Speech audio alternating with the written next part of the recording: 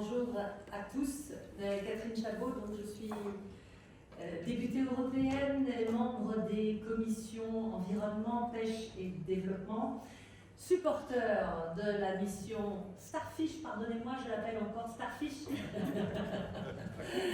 depuis le début, voilà, très impressionnée par tout ce que je viens d'écouter. Je suis ici au Parlement européen pour ce mandat à essayer de promouvoir tous les enjeux maritimes. Et je voulais dire à quel point cette réunion est importante parce que, en fait, je réalise à quel point la mission, Elisabetta, Claudia, Ziggy, John, la mission, elle est partie. Et ce qui est très amusant, parce que j'ai vécu en France, nous avons vécu en 2010, 2009, 2010, un moment très important qui s'est appelé le Grenelle de la mer, où toute la communauté maritime s'est réunie pour constater collectivement que l'océan, que la mer était l'avenir de la Terre, et que collectivement nous devions construire le chemin de la durabilité. Et en fait, nous sommes en train de vivre aujourd'hui le démarrage finalement de c'est une initiative très comparable. Moi, je suis une enfant du Grenelle de la mer, et je pense que vous êtes des enfants de la mission Océan, de la mission Starfish, et qui, à mon avis, que le début. Ce qui est très intéressant, alors moi, j'ai plein de têtes connues dans la salle, et notamment tous ceux qui ont pris la parole, que ce soit les représentants de MEDPAN, du World Ocean Council, RIM, de la Saison Bleue, qui nous ouvre la porte de la Méditerranée, mais aussi du continent africain. Et puis Johan aussi, avec The Ocean Race, qui fait un travail absolument formidable. Moi, je suis navigatrice et donc je peux vous dire à quel point. Et j'ai couru la course de l'Europe et mon sentiment européen est beaucoup né grâce à cette course. Tous les ports européens, et notamment les ports italiens, la Sicile, Maltais aussi, et même Venise, je les ai découverts à la fois.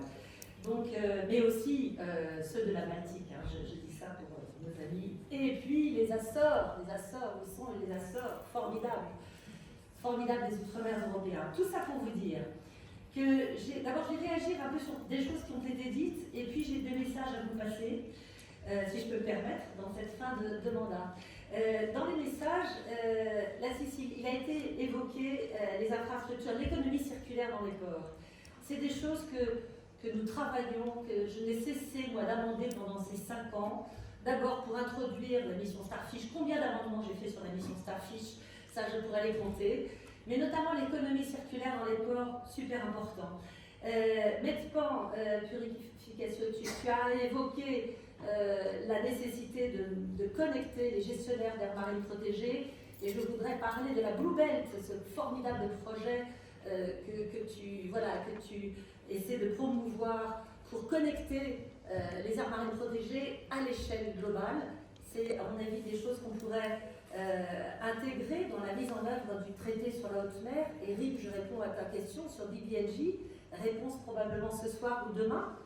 Je suis rapporteur pour la ratification du traité, à moins que la DG Marais ait des informations sur le traité sur la haute mer, je ne sais pas. Mais voilà, c'est important.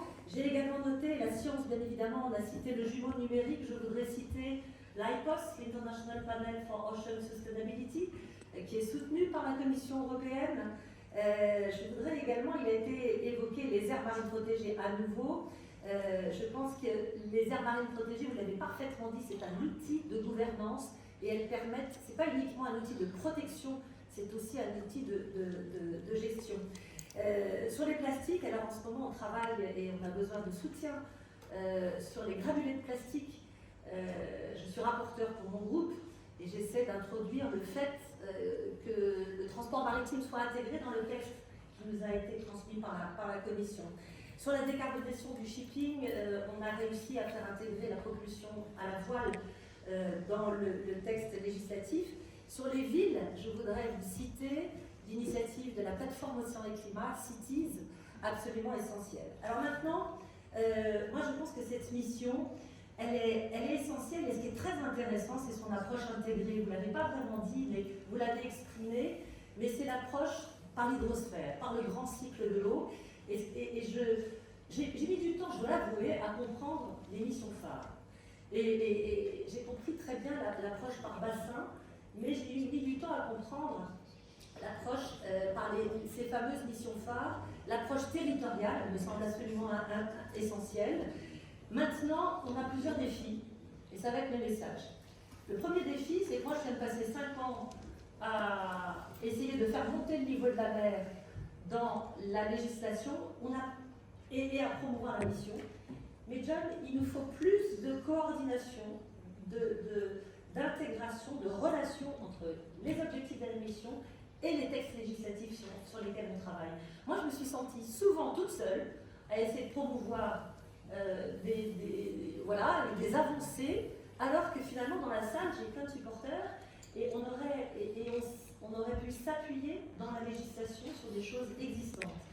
Et en fait, il y a à mon sens un aller-retour à créer entre l'inspiration des territoires et le texte législatif. Et ce dialogue est absolument essentiel à promouvoir. Et quand je dis qu'il faut aller plus loin, c'est qu'aujourd'hui, la mission, elle est isolée. Pardonnez-moi de vous le dire, mais mes collègues, ils ne connaissent pas la mission. Quand on parle de la mission, moi, je suis là à dire la mission Starfish, super. Oui, mais quelle mission? Enfin, voilà, il y a une question de visibilité, pas uniquement auprès de la communauté maritime, mais aussi, on a encore à réussir à convertir tous ceux qui ne sont pas liés directement à ces sujets-là. Je suis intervenue récemment en Pologne pour parler des enjeux maritimes à l'invitation d'une collègue polonaise. Alors que la Pologne a 400 km de côte en mer Baltique, je peux vous dire qu'ils ont compris leur lien avec la mer, parce que l'océan leur fournit la moitié de l'oxygène qu'ils respirent, et que les plastiques, ça vient aussi de l'intérieur des terres. Donc visibilité, intégration, meilleure intégration dans nos politiques publiques. Moi, sur des éléments que j'ai réussi à faire avancer, sur le carbone bleu, sur justement la décarbonation du shipping, etc., on a besoin d'être soutenu par la mission. Je pense aussi que la mission, pardonnez-moi, quand on parle de la mission, les premières questions des gens, mais qu'est-ce que ça finance? On a besoin d'avoir une visibilité sur les appels à projets. Moi, soutien de la mission, j'ai manqué de visibilité sur les appels à projets. N'hésitez pas à nous mobiliser plus que ça. Et enfin, pour que tout ça, à mon avis, quel est le message pour le prochain mandat? Moi, je ne vais pas reprendre de mandat, que je passe mes messages là. On essaie de promouvoir un pacte bleu. Oui, le bleu est intégré dans le vert, mais non, on a besoin d'un vrai pacte bleu, John. Et on a besoin aussi pour cela d'une meilleure... On arrête, ça a été dit encore récemment, de traiter les sujets en silo. Mais ça veut dire quoi? Ça veut dire qu'au niveau de la commission, vous devez beaucoup plus coopérer, DGRTD, DG Marais, DG Andy, etc. Il vous faut des commissaires, il faut une équipe qui mère au sein de la commission. C'est ce qu'on essaie de promouvoir au travers d'un manifesto avec, ils ne sont pas là, Pascal Lamy et John Zepons, mais excusez-moi, j'ai une pensée pour eux, parce que c'est eux qui ont porté un peu cette mission. On a vraiment besoin d'une équipe et on a besoin que l'Union européenne comprenne sa dimension maritime. C'est le premier espace maritime au monde. Qu'est-ce qu'on attend pour se tourner vers la mer? Nom d'un chien. Voilà. Et du coup, ça veut dire ici, au Parlement, c'est pareil. On a une commission, on ne voit la mer qu'au travers de la pêche. Alors, je suis ravie qu'on ait un pêcheur, mais la mer, c'est de l'énergie, du transport, c'est de la culture, c'est du climat, c'est de la biodiversité, etc. Donc il faudrait que cette commission